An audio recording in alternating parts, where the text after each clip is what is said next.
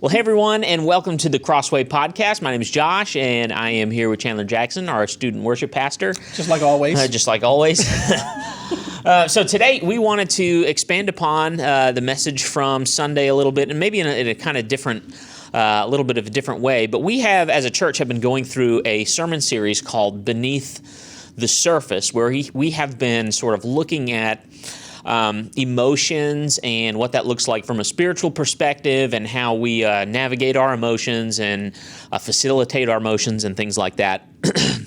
And this past week, our creative arts pastor, Kelly Lafferty, gave the message, and she talked about apathy, and she talked about the effect that apathy can have on our spiritual life, and she gave us some practical advice on how to help us get out of a state of apathy and think about that. So if you haven't seen that message, you can check it out on our YouTube channel or on the Church Center app. But today we wanted to kind of look at a version of apathy that goes even a little bit deeper, I think, than what Kelly talked about on Sunday morning. Yeah. See, because there's a deeper question that can be sort of at the root of the sort of source of the apathy. And it's not just the question of why does my relationship with God matter, but it's really the question of why does it matter that there's even a God for me to have a relationship with, right? And that's a deeper question for many people, regardless of where they actually find themselves in relation to God, right? So, like, maybe you're not quite ready to buy into this whole Christianity thing. You're not really sure about it. You have a bunch of questions, and you're not really sure why a relationship with God really even matters. Or maybe what's the significance of that? Yeah, what's the significance of that? Or maybe you are a Christian, right? And you do find yourselves in situations like what Kelly mentioned on Sunday, where you found yourself in the state of apathy, and you want to really badly care about your relationship with God, but you're sort of stuck in this place where you can't really bring yourself to do it. And it's really hard for you to really understand or for you to see the significance that God brings to the world right now, right? Because sometimes as Christians, I feel like we can get tunnel vision into the significance that God brings to, like, what happens when you die. Yeah, like the afterlife, right, or heaven, Yeah, but not necessarily what that means for us right now as we go through our day-to-day lives. And I really wanted to point out a key distinction between those two questions I mentioned at the beginning, right? The why does my relationship with God matter versus why does it matter that there's even a God for me to have a relationship with? Because the first question really has to do with how apathy affects you. Yeah, right, where you're dealing with the question of your relationship with God in general. Yeah, like you're sort of bought in, but you're demotivated or unmotivated, or something like that. Yeah, and the second question gets down to the deeper issue that may very well be the source of our apathy itself. Right, and that's our understanding of the implications of the very existence of God. Right, not just our relationship with Him, but what does it mean for the world that there is a God? Yeah, or why questions like this are even important to be asking in the first place, especially if you're not a Christian, or you don't know what to think about all of these things, or maybe you are bought in, but there are times where, like Chandler said, where you find yourself trying to see the importance of you developing your relationship with God or something. In fact, I see this happen a lot in students. So I volunteer. Chandler obviously does. He works with students, and I volunteer with the student ministry a lot. And something that I see that's common to a lot of students is just a general apathy to all of the stuff that we talk about, right? And it's not even like a resistance to. It's just I don't care about. I don't care. Yeah, like this is it, and that might be a product of the culture, right? Like Christianity, belief in God, faith in God. That's very commonplace, especially in the South. In a city like Vicksburg, it's just like a thing that people are it's part of people's families, and it's something you're raised with, and maybe because it's so familiar, people lose an understanding or never even has seen a need for understanding really the significance of the God question or the Christianity question. And so, yeah, I see that happen a lot in students, and it's something that needs to be navigated because there really is like this just lack of care that almost comes from the failure. What I think it stems from is really a failure to understand and see the significance in these questions. What does it matter if I have a relationship with God? Or what does it matter if there really is a God? Or what does it matter if Christianity is true? Right. So let's talk about that a little bit. And before we enter into this conversation, let me just define some terms so that we can all get on the same page, because I think a lot of what we're going to say is going to revolve around understanding some things that we say, and we don't want to lose anyone. So let's just define two terms, and I want to define the terms objective and subjective. I think most of us know what subjective means already, right? That means it's like a matter of opinion, or it's like my personal taste. Something is grounded in like the way I think about something. So for instance, my preference for white chocolate over dark chocolate is is stupid and misguided. No. Dark chocolate is objectively better than that's not true, but and that's the point, right? That would be an example of something that is subjective. It's founded and it's grounded in my personal taste. Objective, on the other hand, is something that's actually grounded in reality and is independent of what anybody thinks about it. So, for example, the fact that this microphone is objectively in front of my face means that it doesn't matter what I think about it; it really is there, right? Or it doesn't matter what Chandler thinks about it. The microphone is really sitting here. So those are the two terms that we just wanted to, I just wanted to clarify before we actually get into the meat of this. And here's why I wanted to clarify that, because I'm going to make a bold statement about everything that we've just been alluding to that we're going to flesh out and sort of talk about for the rest of the podcast. And here it is. I think, and this is not just my opinion, but I think it's the consensus of a lot of people who think about the significance of God and Christianity and the role that eternal life and all of this stuff plays. And this is the statement: if there is no God and there is no eternal life, meaning life beyond the grave that's extended indefinitely into the future, then life itself has no objective meaning, value, or purpose. And this is actually, and when I say that, I mean not subjective, not what I think my purpose is, or what Chandler thinks his purpose is, or what he thinks gives meaning to his life, or what he thinks is valuable. But life itself has no objective meaning, value, or purpose. And this is actually a fact that's not just recognized by people like me or Christians or people who believe in God, but also atheists. Nietzsche, who was alive in the mid to late 1800s, he wrote, let me just read you a quote he wrote that basically affirms what I just said. He said, "You have your way, and I have my way. As for the right way or the correct way or the only way, it does not exist." So here Nietzsche, he's a famous atheist. He didn't believe in God, and here he is affirming sort of the same thing I'm saying, that there is no objective meaning, value, or purpose. There is only subjective meaning, value, and purpose.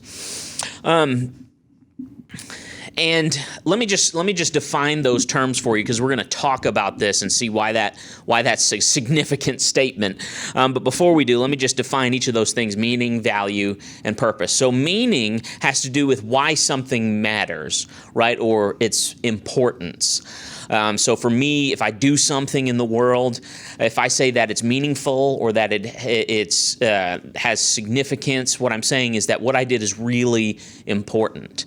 Value has to do with something's moral worth, right? So most of us who are human beings recognize that other people have value. Other people have this intrinsic moral worth, and that's why we value them and we protect them and we protect that value in people, and we want to do everything that we can to affirm that. So value has to do with something's moral worth, and then purpose has to do with a goal or a reason for something, right?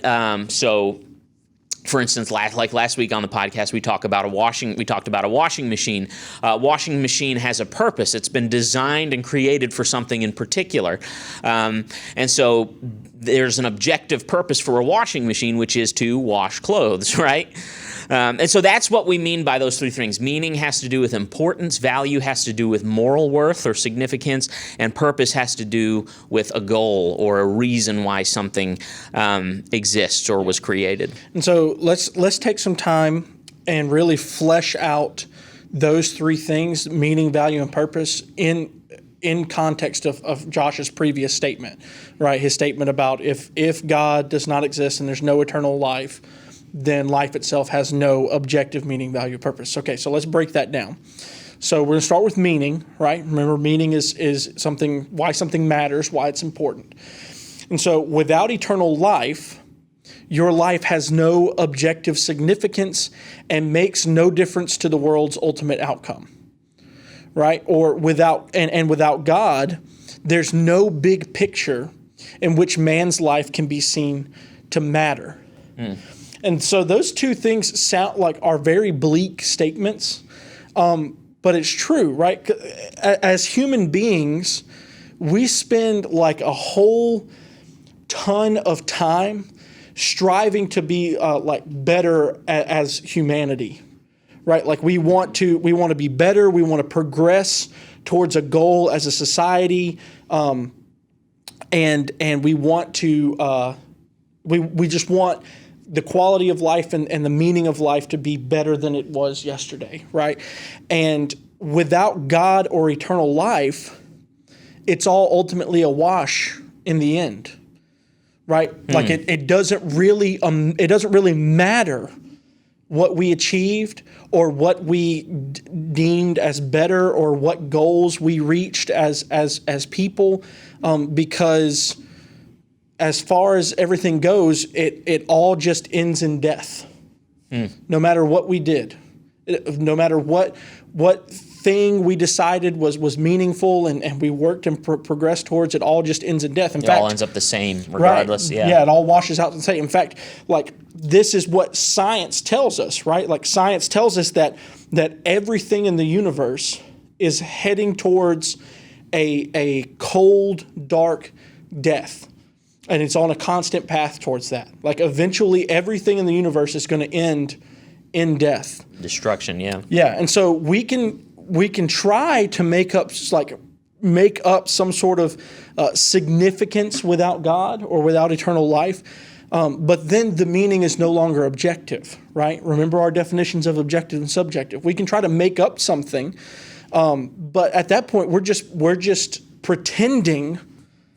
We're just pretending as if there's some sort of meaning, but there's actually not any meaning at all, right? And something that you think is significant and worthy of pursuing is completely different from what someone else may deem significant and worthy of pursuing. It's all subjective at that point, right? So let's to be a little bit controversial. I'm not going to make any statements about it, but let's think about the election, right?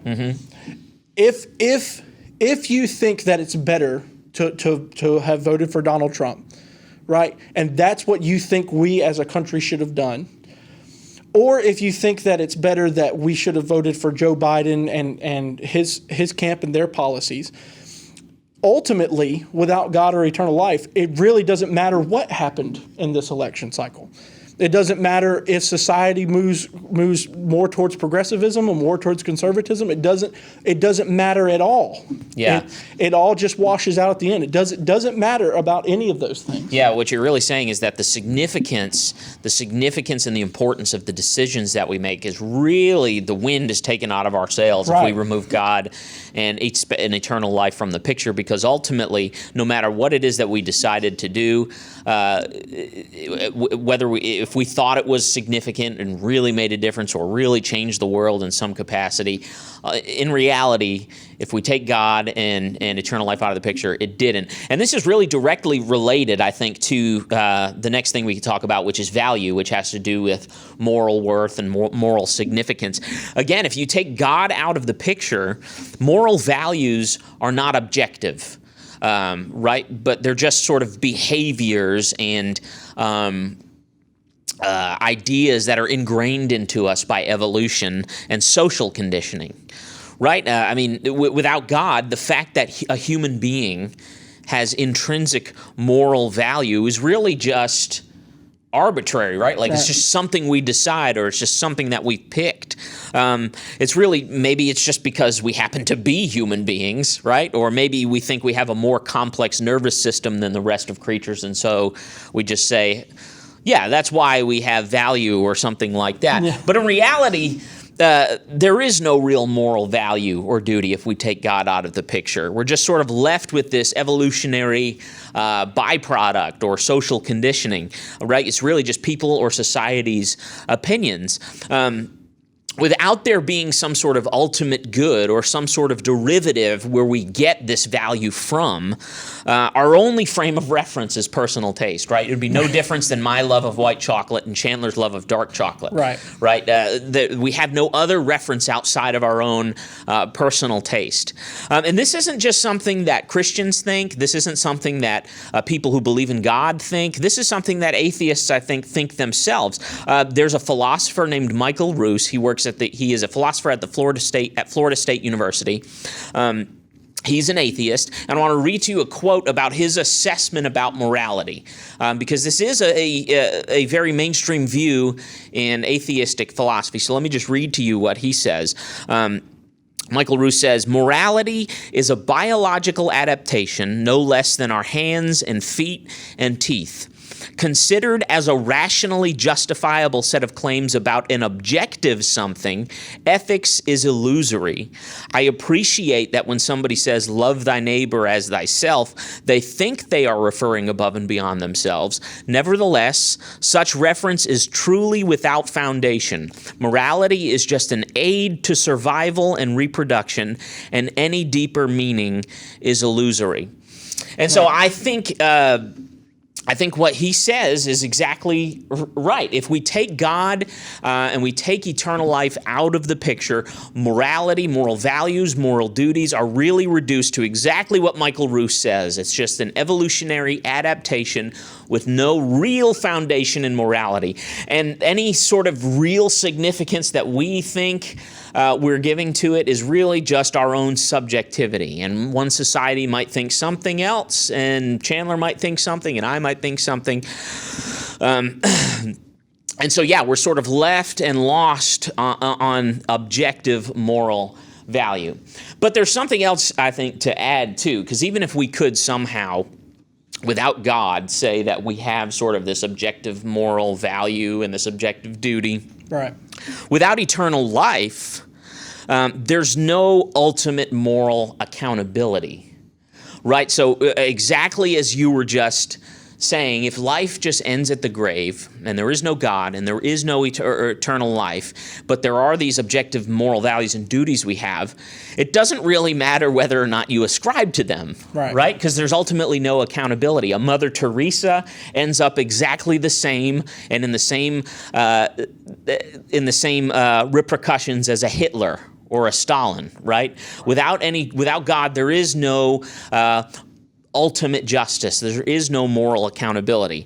And so you can see the effect that and the significant role that God plays when it comes to our moral values and our moral duties and our moral accountability. If we take God out of the picture, all of that stuff crumbles into nonsense. But if God's there, then it really does fit in line with what I think we intuitively know, which is that people really do have value. The decisions we make when it comes to morality really do matter. That's why we are so passionate about picking a leader for America and having a leader in America who is doing what we think and see as the right moral thing to do.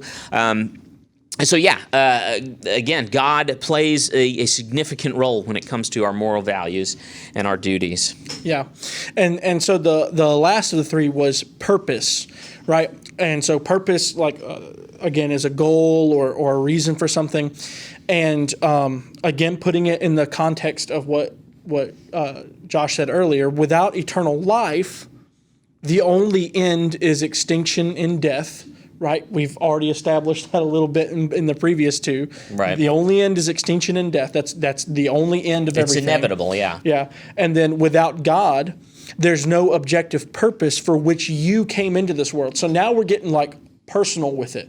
It's no longer just about, your meaning or your value. We're talking about the reason you exist here on this earth. And so why you exist at all, the story still ends up being the same, right? Without God or eternal life, your purpose just becomes subjective.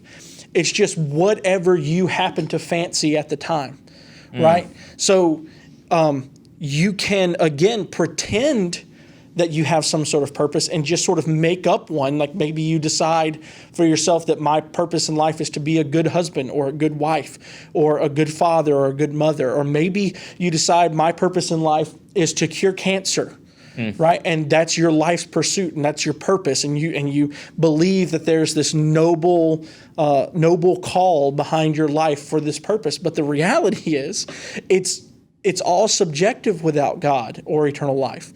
It really wouldn't matter if you had chosen a different purpose for your life.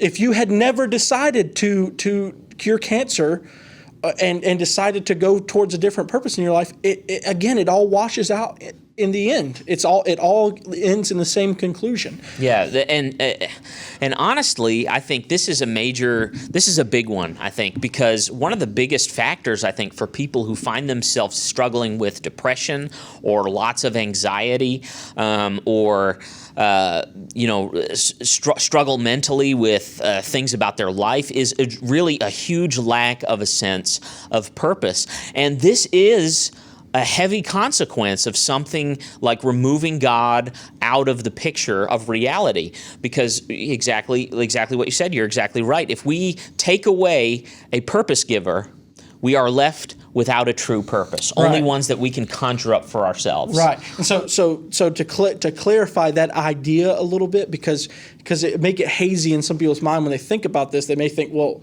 my purpose, okay, then I do have a purpose. It's my purpose to be a good father or something like that. To clarify what he just said about the purpose giver, like imagine, let's just do a thought exercise. Imagine you were walking in the woods one day and you came across a mysterious object that you've never seen before, right? And so you take the mysterious object and you have no clue what the purpose of it is, and so you decide to keep it and you assign for yourself your own purposes for it. Maybe you take the object and you use it as a piece of art, you put it up in your house and it's something interesting for people to look at, or you use it as a paperweight, or maybe you use it as like a crude tool or something like that. Whatever you decide, it's up to your discretion, whatever you want to do with it. So you essentially have subjectively given that object a purpose. But let's imagine you meet the person who owns that object or who created that object, and they show you exactly what the purpose of that object was. Yeah, why it was created. Why it was created. Just because you assigned a subjective purpose to that object when you had it doesn't mean that object was really made for that purpose. Right. Right? So like Josh said, if you take the creator or you take the purpose giver out of the picture, then all you're left with is whatever someone decides to use this object for. Right. Right? It's all subjective. Yeah. Yeah, and that really is the thrust of everything that we're saying. God, and there's really been two factors that have come into play in everything that we've said, both God and eternal life, which just so happen to fit very well in the Christian story, right? The whole Christian story is one of God creating us to have a relationship with Him and providing an avenue for us in Jesus Christ to spend eternity with Him. And so God and eternal life really fulfill all of the criteria for giving life true and objective meaning and value and purpose. And if we take God and eternal life out of the picture, we're really left with this deeply, disturbingly empty and vapid life where we are lost in relativism, just trying to determine what we think our life should look like, and other people having different ideas, and there not being any true path or true direction or true purpose or meaning or morality or any of that stuff. And I think all of this just really emphasizes the importance of taking our questions and pursuits about God very seriously, right? Understanding what's on the line here if we take God and eternal life out of the picture. I mean, we're sacrificing all of this stuff that we just talked about, and we're hurled into a lack of purpose, which I think is not only incorrect, it's not only false, but it's also very dangerous because everything in us, I think, knows that we were made for true meaning and true value and true purpose. And we have to be, I think there's a struggle for those of us who struggle with questions about God or feel like they don't really matter or don't see any significance in them. The struggle is that we're living in the tension of trying to recognize all of these things without recognizing what grounds all of that stuff. And that really can, I think, be damaging to our mental health. Yeah. And so, yeah, if you find yourself struggling with that stuff, really consider this. I think we should understand that even if it's not true, God plays a significant role in our understanding of the most important parts of life, right? And whether we realize it or not, all of us live like meaning and value and purpose are real things. And so the decisions that we make and the things that we pursue, we act as if those things really matter, if those things really have significance in the world. And that only makes sense with God at the center. Right. Otherwise, you're just being disingenuous.